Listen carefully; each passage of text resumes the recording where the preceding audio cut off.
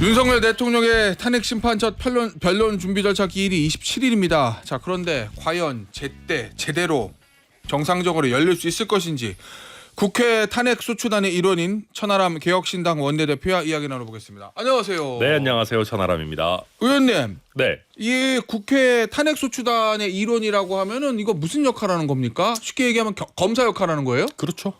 예. 그래서 이제 예. 국회가 탄핵을 의결했기 때문에 헌재에서 탄핵을 인용받도록 하기 예. 위한 검사의 역할을 하는 겁니다. 그럼 몇 분이 들어가 계세요? 야당에서. 지금 한 11명 정도 되나? 그러니까 민주당 의원님들이 거의 제일 많으시고요. 정청래 법사위원장이 단장이고 그다음에 저와 이제 조국혁신당의 박은정 의원님 이렇게 들어가 있습니다. 알겠습니다. 네. 자, 그러면 이 헌재 관련된 얘기 좀 짚어보죠. 안 받아요, 대통령이 서류를. 네. 지금 보니까 준비 명령서, 답변서 요청. 요거 이제 받아야 진행이 되는 건데 그렇죠. 분명히 알 건데, 예. 그죠? TV와 뉴스 신문에서 보도를 하고 있으니까 안 받는 이유는 뭐라고 보십니까? 일단 첫 번째로는 제일 중요한 건 지연 전술인 예. 것 같고요. 그러니까 전체적인 법적 절차를 다 지연하려는 것 같아요. 근데 이거는 우리가 이제 법률가들, 저도 법률가 출신이니까 알지만 이렇게 눈에 과하게 뻔히 보이는 지연 전술은 본인에게 화가 되잖아요. 이게 재판부의 이 분노를 불러일으키기 때문에 그런 측면이 없지 않아 있죠. 그래서 이거는 참 전술이라고 하기에는 참 하급 예. 하책이다. 예. 왜냐하면 이렇게 되면 헌재가 되게 화를 내게 될 것이고 예. 이렇게 되면 실제 변론에 어쨌든 뭐 공시송달이든 뭐든 해서 돌입하게 될 텐데 네. 그러면 헌재 입장에서도 적정한 절차 보장, 신중함 이런 것보다도 언제든 지연 전술을 펼 수 있으니까 변론을 빨리빨리 진행하자라고 또 가게 될 수 있거든요. 그래서 네. 이거는 윤석열 본인 입장에서 자기 발등 찍는 일이다. 좀 도대체 이해하기가 좀 쉽지 않고요. 예. 근데 하나의 추가적인 가능성은 제가 이제 법조 쪽에 이제 약간 동향을 들어보니까 예. 변호인단 섭외가 정말 안 된답니다. 현실적으로. 현실적으로. 그러니까 지금 김홍일 전 방통위원장인가요? 이게 네. 그 윤 대통령의 멘토같이 선배 검사인 김홍일 변호사님은 지금 섭외가 됐는데 실제 헌법재판이든 형사재판이든 뭐 내란 재판이든 뭐 쭉 지금 방대한 서류와 이제 기록들이 자료들이 나와 있는데 예. 결국 그걸 보려면 주니어급, 그러니까 실제 실무를 할 변호사님들이 필요한데 예. 이게 안 된다는 거예요, 섭외가. 쉽게 얘기하면 검사장 출신들은 좀 있는데. 그렇죠. 그러니까 예를 들면 예. 지금 그리고 맞아요. 일을 봐주려고 하는 분이 그 윤석열 본인 이제 법대 동기 중에 한 분이 예. 거기는 근데 주식 사건, 뭐 상법 사건 주로 많이 하셨던 예. 분이 있는데 예. 그러다 보니까 본인은 좀 잘 못할 것 같아서 후배들 위주로 지금 섭외를 하고 있다는데 예. 후배들이 전부 손살에 친다는 거예요. 왜 그럴까요? 역사의 죄인이 되고 싶지 않다.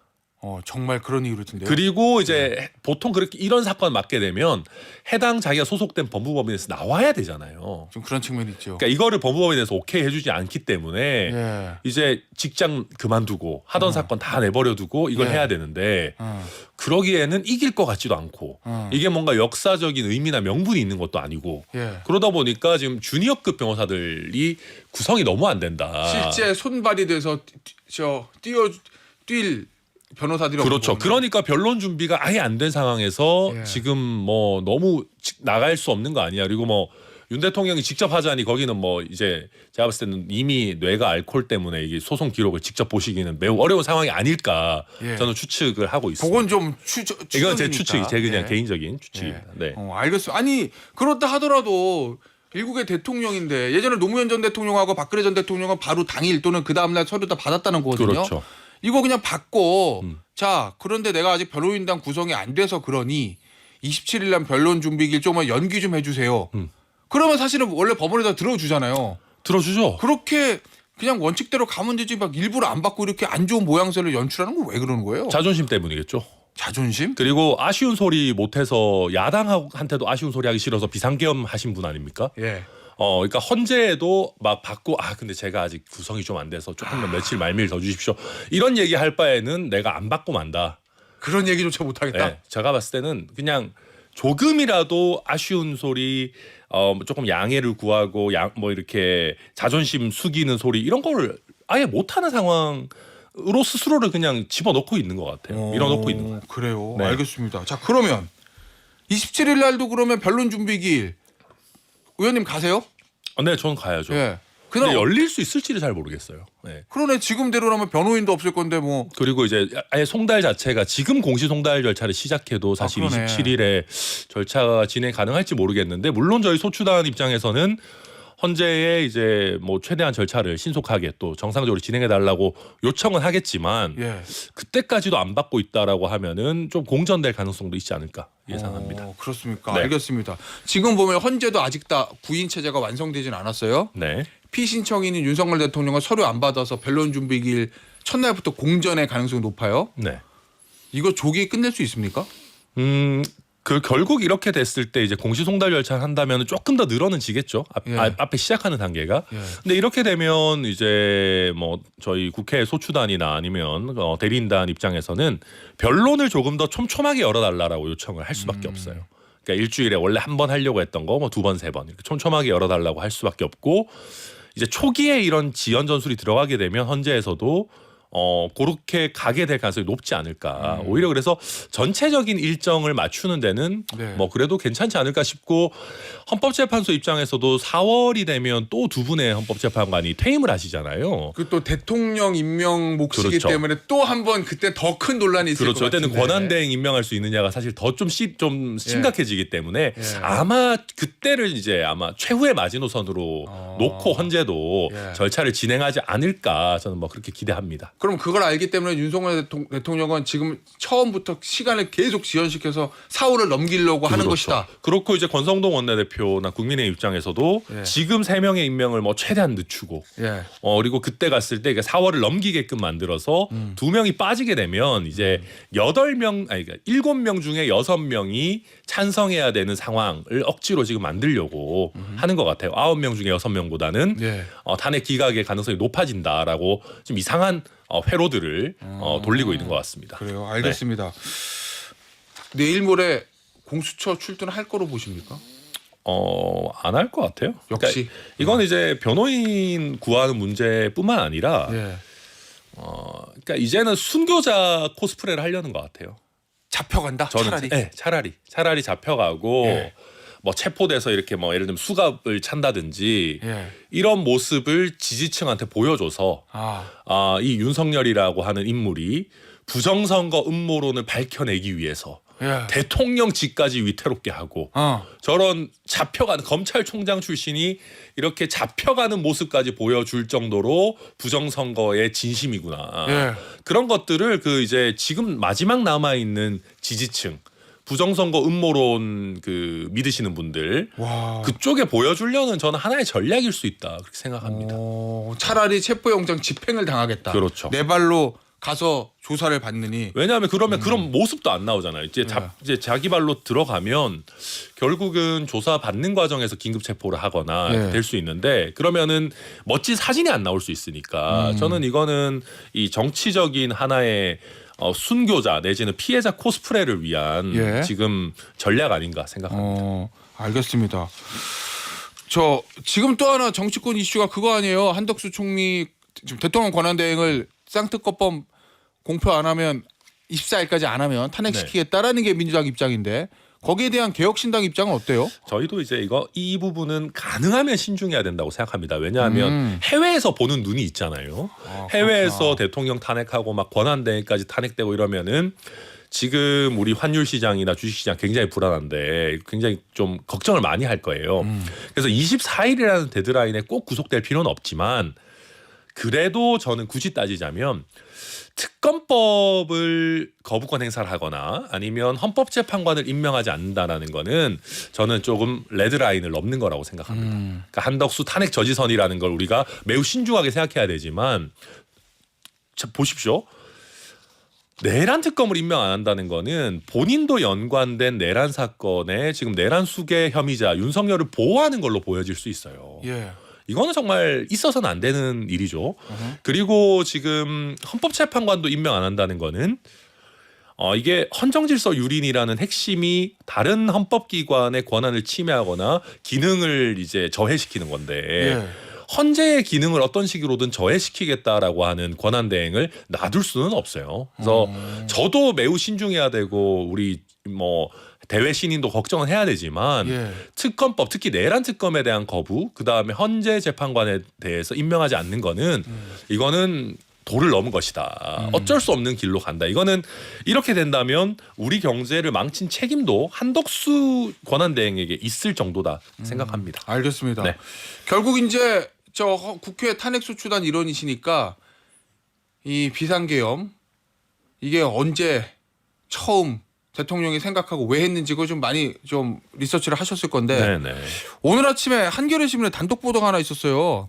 의원님 예. 내용을 보니까 3월 말 그러면은 총선 직전이거든요. 네. 삼청동 안가에서 대통령 그다음에 신원식 당시 국방부 장관 조태용 국가정보원장 김용현 당시 대통령 경호처장 요 저녁 식사를 했는데 이 자리에서 대통령이 당시 정치 상황 등에 격노하면서 네. 조만간 계엄을 해야겠다 이런 뜻을 밝혔다고. 그래서 아마 당시 온갖 악재로 여당의 지지율이 떨어지니까 총선 자체를 무산시키고 국회를 무력화하려 했던 게 아니냐 의심스럽다 요렇게 한겨레 신문이 아침에 보도를 했거든요. 이 보도는 어떻게 보십니까? 저는 충분히 신빙성 있다고 합니다. 그래요? 왜 그러냐면 예. 이게 많은 음모론, 부정선거 음모론이 저는 여기에 근저에 깔려 있다고 생각하는데 비상겸의 근저에는 그렇죠. 근데 음모론이라는 게 많은 경우에 보면 예. 뭐라고 해야 될까요? 좀 왜곡된 자기 보호 심리 같은 게 작용을 해요. 그러니까 예전에 사실 김어준 씨가 그 더 플랜 이런 거 하면서 부정선거 했을 때도 그때 그 사람들의 논리가 그런 거였어요. 우리가 어떻게 저 무도한 이명박근혜 세력한테 선거를 지지? 이거는 우리로서는 용납할 수가 없는데 그러면 스스로를 보호하기 위해서 이거 우리 잘못이 아니고 예. 뭔가 시스템에 문제가 있는 거야라고 하면서 부정선거론을 들고 나오는 거거든요. 2012년 대선에 주장했었죠. 그렇죠. 그때. 예. 그러니까 저 무도한 세력한테 우리 같이 훌륭한 사람들이 질 리가 없어. 그렇게 하면서 막 이상한 얘기를 음모론을 꺼내기 시작하는 건데 이것도 똑같아요. 윤석열의 마인드에서도 저 이재명 같은 범죄자 일당한테 나같이 훌륭한 정의의 사도가 질 리가 없어. 예. 근데 보니까 대선도 여유 있게 이길 줄 알았더니 아슬아슬하게 이겨. 예. 그 다음에 뭐 지금 선거 국면도 여론조사 이거 다 뭐 조작 아닙니까? 하지만 여론조사도 막 지는 걸로 나와. 총선에서도 보니까 이거 막 어려워 보여. 이러니까 이거는 내가 잘못된 게 아니고 예. 여론조사도 조작이고 선거도 못 믿겠고 쭉 따라가는 거거든요. 예. 그러니까 이 부정선거 여론조사 왜곡을 다 때려잡아야겠다. 힘으로 이걸 바로잡을 수밖에 없다라는 음모론이 가는 건데 저는 그래서 충분히 신빙성 있는 얘기다 생각합니다. 그래요. 네. 알겠습니다. 하나 더 보죠. 비슷한 건데 노상원 전 정보사령관에 대해서 많이 보셨을 거 아니에요. 네. 오늘 아침 조선일보 보도 보니까 본인이 뭐 대통령 사주를 봤더니 올해 운이 트여가지고 올해 해야 된다. 그랬더니 주저하던 김용현 전 장관이 기뻐했다. 예. 이런 보도가 있던데 야 이거 뭐 이거 무속 내란이다 뭐 이런 비판도 있더라고요. 이건 어떻게 보세요? 네, 저는 이거를 이제 외국의 정보 사령부들에서 봤을 때 참 대한민국 대단하다라고 생각할 것 같아요. 뭐요? 대한민국 정보사는 과거의 정보만을 확보하는 것이 아니고 미래의 정보를 미래를 미리 내다보는구나. 그런 특히 네. 중국 같은 데서 보면은 이게 그 대한민국이 뭐 그 제갈량의 후손인가 예. 점을 쳐서 뭐 동남풍이 올지 뭐 이런 것들을 보고 예. 정보사의 움직임을 결정하는구나라고 비웃을 것 같습니다.